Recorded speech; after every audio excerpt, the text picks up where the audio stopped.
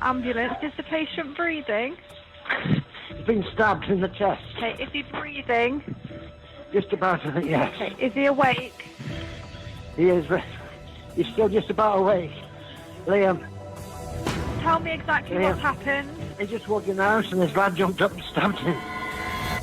18-year-old Liam Gray collapsed in his grandfather's kitchen after he was stabbed in the chest. Police were there quickly, ambulance were there quickly. Extensive efforts were made to try and save Liam. It was horrible. You could just see that there was blood all over him, and I remember my mum just shouting, "I love you, Liam." When you see your best mate's eyes roll to the back of his head and he's covered in blood, you know he's dead. Straight up, you know he's dead. Liam's family were devastated to discover his killer was someone they had welcomed into their home. His friend, 17-year-old Jonathan Treadgold. I've known Jonathan for years and years. He used to live on the same street. Versace blue jeans, I am you. But what caused Treadgold to murder his best friend? I wish I could just ask him why. I just don't understand why he'd take somebody so good away and what Liam ever did wrong.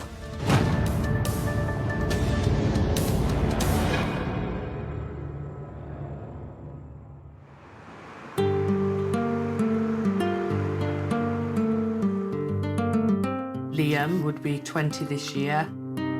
Down here we've got some more pictures of Liam when he was a little bit younger. I think he was about 14 there. And that's Liam when he was even littler. Liam and Paige. It was a nightmare to me. Obviously, he was my little brother and we just clashed so much. But we was really close as well. I was like his second mum, I think, because my mum had me quite young and Liam quite young. Me and Liam was really close growing up. We was always fighting, always arguing. But when we got older, we just clicked. Like, nobody could ever get us apart. Liam grew up in Mansfield in Nottinghamshire and liked to be the centre of attention.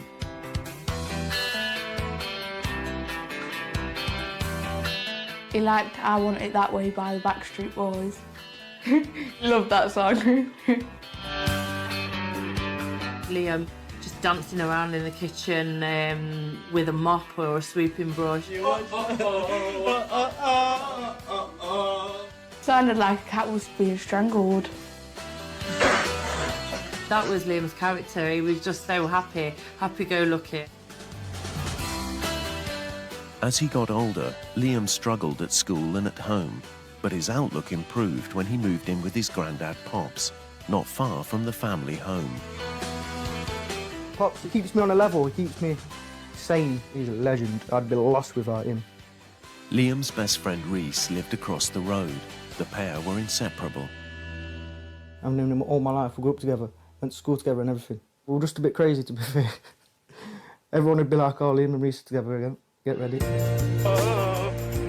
You'd always see Reese and Liam bouncing down the street together with massive smiles on their face. They were like brothers. They were inseparable. They were together nearly all day, every day. You'd never catch Reese without Liam or Liam without Reese. They were like a couple, really. Like any husband and wife. No one would come in between them. As little lads, we used to fight with each other.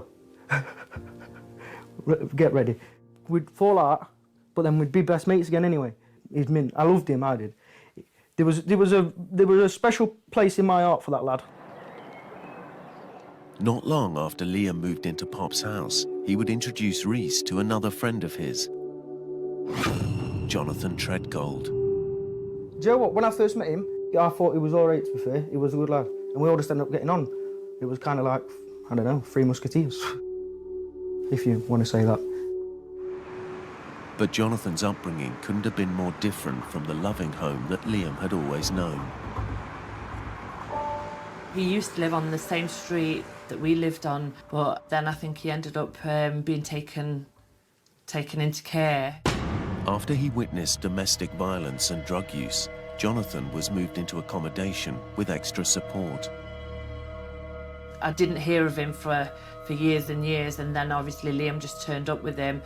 I weren't really happy about Liam being around him. He just sensed, they just sensed something about him that, you know, I couldn't put my finger on. I've heard stories about him, but I didn't take any of that into account because I wanted to see for myself what he was like, and every time I was around him, he was all right. He was quite polite to me. He was always a bit of a mad guy, to be fair. Like, you never really... He was... you'd see him for like 2 days and then he'd disappear again. He was just always like causing trouble, getting in trouble by the police. Liam tried to get him out of trouble and tried to teach him right in life. Treadgold comes from a very disruptive and chaotic familial set of circumstances. Father doesn't seem to have been around.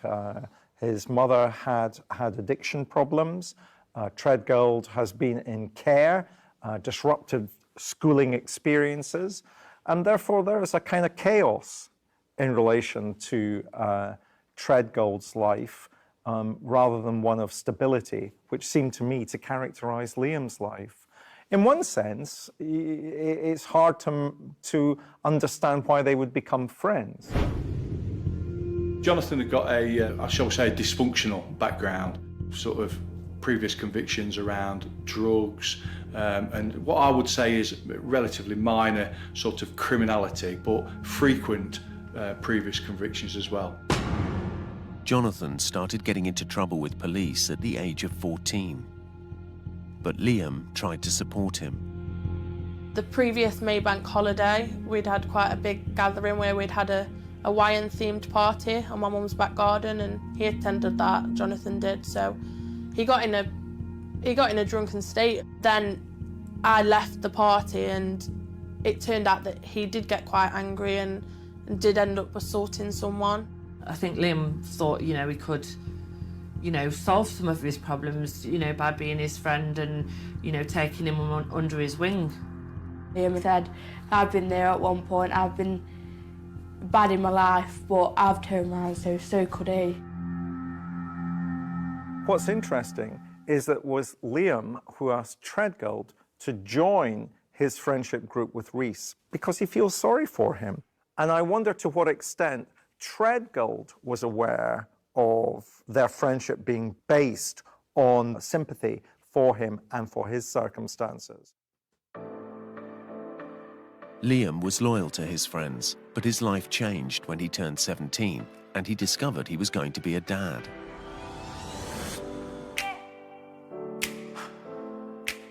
He was over the moon. Buzzing. He was dead happy. Dead happy. He started to grow up a bit more and realised that he had to become a family man now when he had a child to look after in the future. Liam started spending less time with Jonathan and Rhys as he prepared for his new arrival and had plans to move to Birmingham. I was sad that, you know, my boy was going to live somewhere else, but it wasn't that far. It's about an hour and a half away from here. He was ready for the move, ready to start his family. Him moving out was always a big thing. He wanted to move out, wanted to get my own place. So and then he can do what he wants and he can have it looking how he wants it and stuff like that, do you know what I mean? But for Jonathan, Liam's plans to leave Mansfield didn't go down well. For Treadgold, Liam's move to Birmingham is threatening because he imagines he'll never see him again. For Treadgold, here's yet another person that he can't rely on, and the safe space that Liam has been able to create through his family for Treadgold was also going to, therefore, in Treadgold's view, be denied to him. He can't imagine that the disruption will ever be repaired. I truly believe that Treadgold probably saw that his mate was about to embark on what was going to be a brilliant, brilliant part of his life, whereas his life was carnage, it was chaos.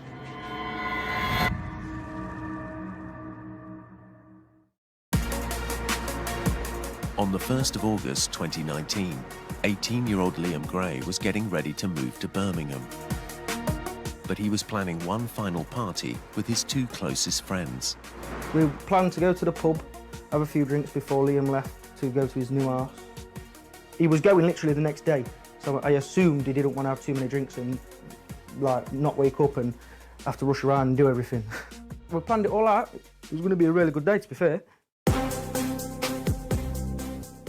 The friends set off to buy some alcohol from a nearby shop before returning to Pop's house.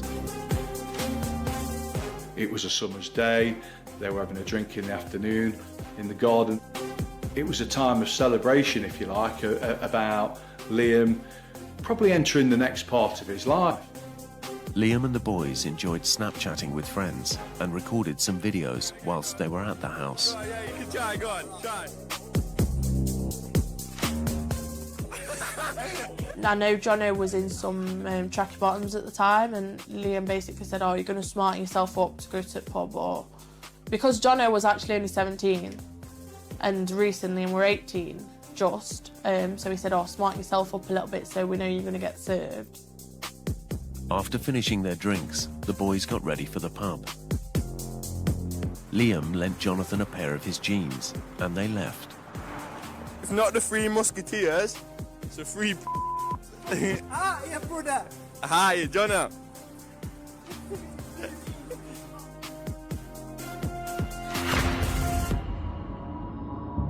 But while walking through the park, the atmosphere quickly changed when Reese received a message from the boyfriend of Treadgold's sister. Treadgold shares that text with Reese and with Liam, and Liam makes some comment that he would sort Treadgold's sister's boyfriend out. Liam had said something, I'll hit him. So Liam was, in actual fact, sticking up for Jono's little sister. And then Jono basically said, oh, you're not going to hit him, he's just a kid. And John got right mad about it. It's interesting that Treadgold's response to that is very critical. And there is something there that I think reveals to us aspects of Treadgold's earlier life, aspects of his relationship with significant others in his life, either in care or within his domestic circumstances. Jonathan became increasingly angry after the incident, and Liam told him to go back to the house and take off his jeans. He was just moaning about it, and Liam just says, oh, if you're going to be like that, go home, mate. And he says, oh, leave them jeans at Pops's. But it was an important day, so they went after Jonathan. Liam says to me, oh, should we go and get him, because I don't want this day ruined, do you know what I mean? We're all mates. And I says, yeah, let's go and fetch him. Pops was at home when Jonathan got back to return Liam's jeans. But he remained there in the living room.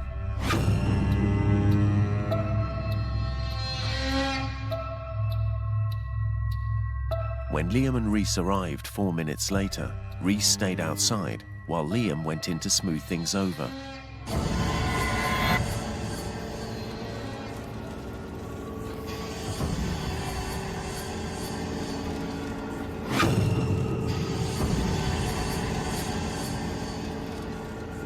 John's come running out, I've stabbed him, killed him. I thought, shut up, no you haven't. And he's ran off, and that's when I was like, okay, he might have actually done something here. I've gone in, and Liam stood there, and he's got a handful of tea towels off of Pops' radiator, stuck them to his chest and gone, ring an ambulance. And I pulled my phone out, and I didn't know what to do, so I rang the ambulance and gave my phone to Pops. Ambulance, is the patient breathing? He's been stabbed in the chest. Okay, is he breathing? Just about, I think, yes. Okay, is he awake? He is. He's still just about awake. Yeah, Liam. And he's walked around the settee, and he fell to the floor, and he was holding his chest. Pops was putting pressure on to where he got stabbed and that, and kind of saying to him, like, stay with us, like, come on. Liam. Liam. I knew we were dead, man.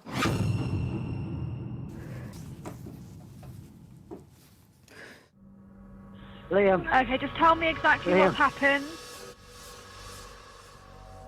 Yeah, do you know when you see your best mate's eyes roll to the back of his head, you kind of know he's dead, don't you?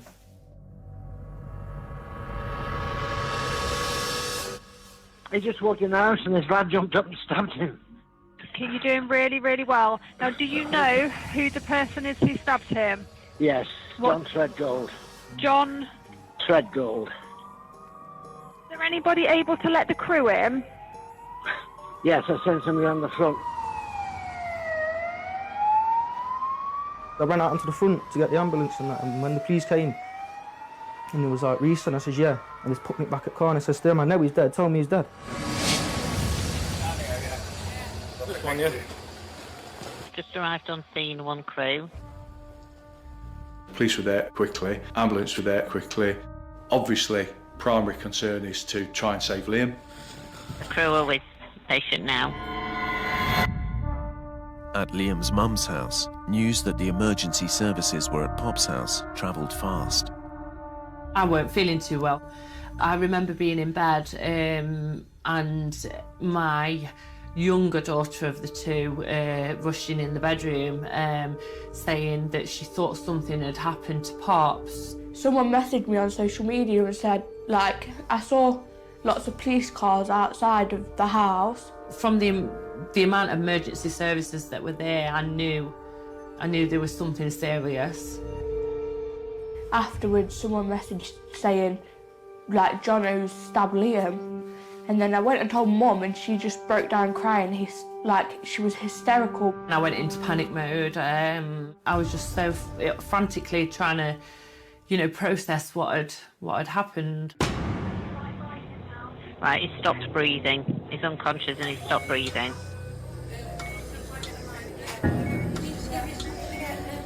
As paramedics battled to save Liam's life, Superintendent Kevin Broadhead launched a manhunt for Jonathan Treadgold.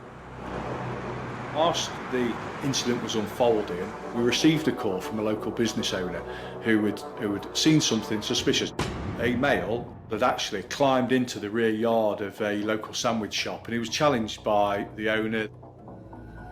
Treadgold began making allegations about the incident, suggesting he had been under threat.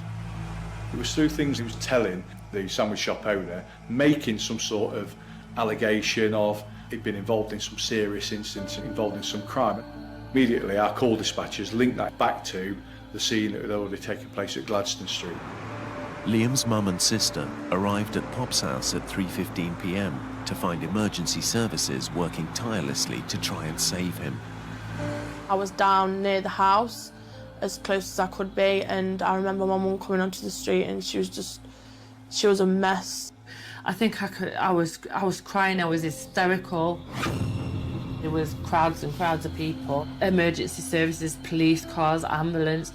I remember running up to Pop's front door and a police officer dragging me away. Liam? Has he stopped breathing now? They were doing some work on him. They had to cut open his chest to get to his heart, to massage his heart to try and keep it going. He's breathing at the minute. They were in two minds whether to take him in the air ambulance, but then decided against it because they couldn't work on him. So they brought him out of the property, and as they were putting him in an ambulance, the police officer took me round, and I managed to say, I love you, and I just hope he heard me, because that was the last thing that I managed to say to him while he was, still alive. A police officer got me, my mum and Pops in the back of the police car, and they blue lighted us all the way to Queen's Medical Centre behind the ambulance. We thought that everything was going to be fine, like they'd done everything they could in the house and they was going to do more on the way there. Meanwhile, police were closing in on Jonathan Treadgold.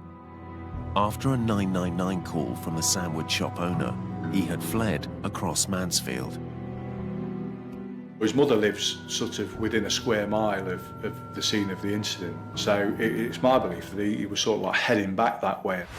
A call from another member of the public alerted police to his whereabouts at a family friend's house. His arrest was captured on officer's body-worn video.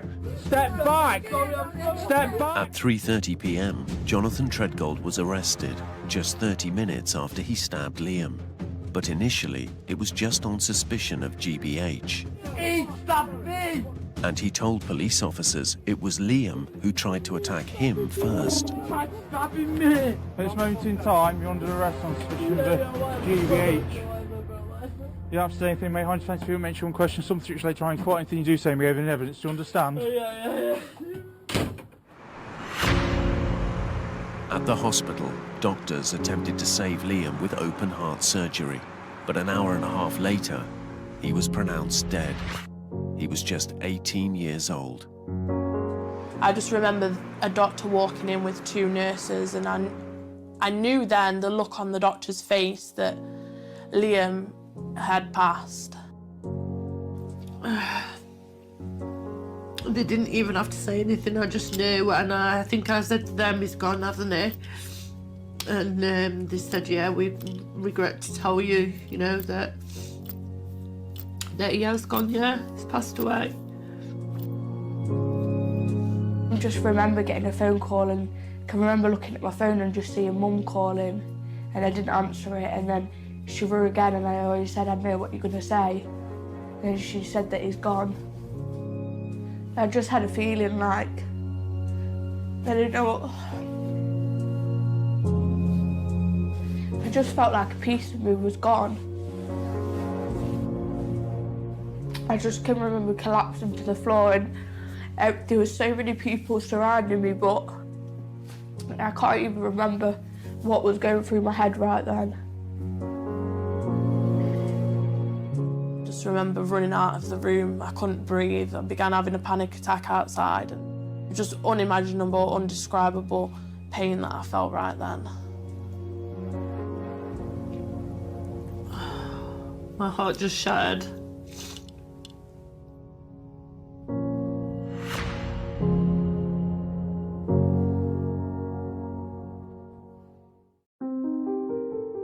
The news of Liam's death turned the case into a murder investigation. Jonathan Treadgold was in custody, but the police would need to prove exactly what had happened. Superintendent Broadhead's team set out to assess the crime scene, speak to the key witnesses, and review any CCTV. There is no greater responsibility as a police officer than being asked to investigate the death of another human being. And it's at these times when you go into the absolute minute detail of everything, it's your duty to do that. And our duty to Liam and to Liam's family was to actually go into this detail. In the interview room, police were shocked when Jonathan admitted to stabbing Liam. But he claimed he had to protect himself, and suggested Liam was a violent bully. He said that Liam was, responsible for assaulting in the past, and he got injuries that could substantiate that as well. Treadgold lifted up his shirt to show officers some scars. He claimed Liam was the cause of them and had previously attacked him with a knife. He wants to build up a history of abuse, of behaviour against Liam that actually would, in some way, mitigate his actions at the time. His claims went further, saying he had run away from Liam following an argument in the park. But despite an eyewitness account of the stabbing from Liam's granddad, Pops, Treadgold tried to assert a different version of events. That Liam had tried to stab him first, and he turned and got the knife off Liam, and basically it was self-defence. Which obviously from Pops's account of it and Reese's account of it, that was not the case at all. Police needed to piece together the events leading up to Liam's death, so investigators examined CCTV in the area. The movements of both Liam and Jonathan prior to the incident and then Jonathan after the incident were mostly captured on CCTV and took place in a relatively small area of Mansfield. Earlier in the day, cameras caught the boys buying alcohol in a corner shop. They appeared on good terms. When you actually see those images is the tragic part of this for me, because on their way out they seem jokey, happy, getting on. But when police looked at the CCTV from the sandwich shop, Treadgold was clearly agitated and desperate to give his version of events to witnesses. In my opinion, he was already offloading his defence.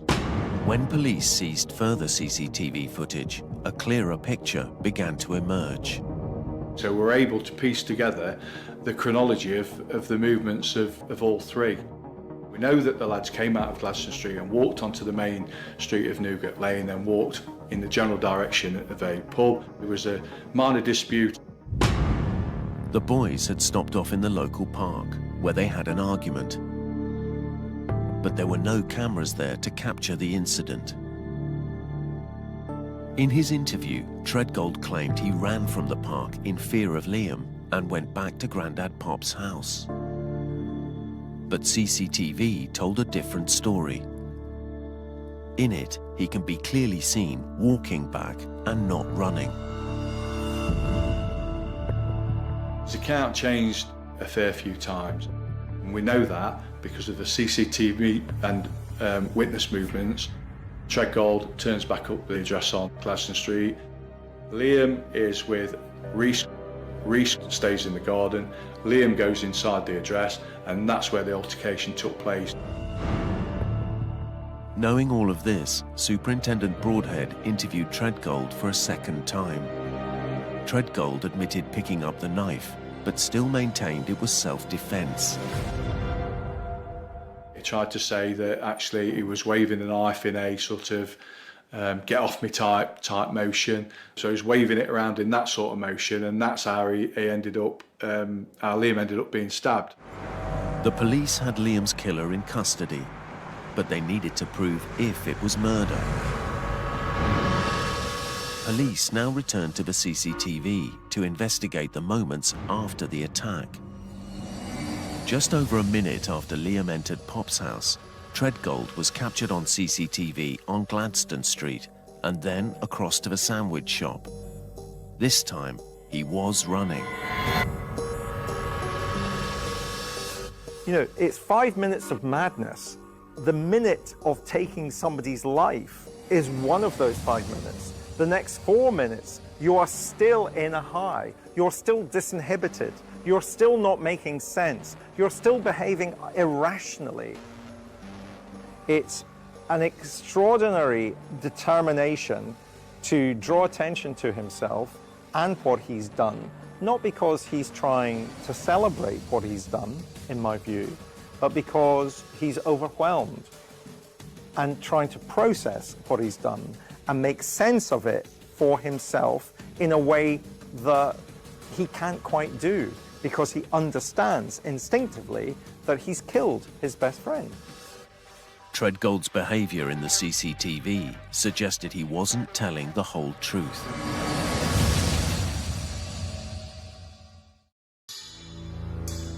Police retrieved the murder weapon from the house and sent it off for analysis. It was a kitchen knife, just a standard domestic kitchen knife that belonged to the household. It was in his kitchen. It was a big kitchen knife, like 6-inch sort of thing. He chucked it. He must have stabbed him, pulled it out and chucked it. With Liam's blood on it, police had no doubt the knife had been used to kill him. It also had Treadgold's fingerprints on it, but he still maintained he'd used it in self-defense against Liam. So detectives needed to determine if there was any historical evidence that could support his claims of bullying. Absolutely huge effort went into a review of all social services records, anything that was any other what we call third-party material that relates to both Liam and Jonathan, to see whether there was any information within held by any of our partner agencies that could substantiate any of Treadgold's claims, and there were none. But the records did reveal that Treadgold had a history of self-harming. This indicated to police that the wounds he'd shown them could have been previously self-inflicted. He got some minor injuries that we believe were self-harm injuries, but he tried to say that that Liam was, responsible for assaulting him in the past. What he's trying to do is give himself a defence. But what you're hearing is Treadgold's limited range of narratives that he has available to him from the circumstances of his own life. He knows that he's self-harmed. He knows that when he gets drunk, he can move from being quiet to aggressive. So he's got a limited number of narratives to fall back on. In a background review, it was Treadgold that was found to have an extensive criminal record. First arrested at the age of 14, he had faced charges of criminal damage and threatening behaviour. And just 6 weeks before the attack, he was convicted of assaulting his girlfriend. He was always a bit of a mad guy, but there wasn't anything that would make me think, oh yeah, he's gonna kill my best mate, he is. When police breathalyzed Treadgold hours after his arrest, he was still found to be 3 times over the drink-drive limit. There does seem to be an element of when he drinks to excess, that he switches his personality very quickly, that he will become aggressive. But you see with Treadgold, whether he's sober or whether he's been drinking, you see a young man who has had a chaotic life, and adults in that chaotic life have always let him down. So there's a consistency also in terms of his behavior, that he's angry. He wants to express anger, and he finds that difficult to do when he's sober and easier to do when he's been drinking.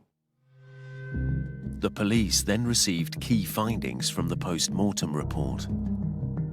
He tried to say that actually he was waving a knife in a sort of get off me type motion. So he's waving it around in that sort of motion, and that's how he ended up, how Liam ended up being stabbed.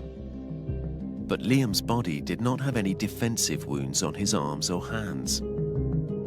The pathologist actually could show that it was actually a jabbing, stabbing motion as opposed to a slashing motion. The blade went straight into his heart.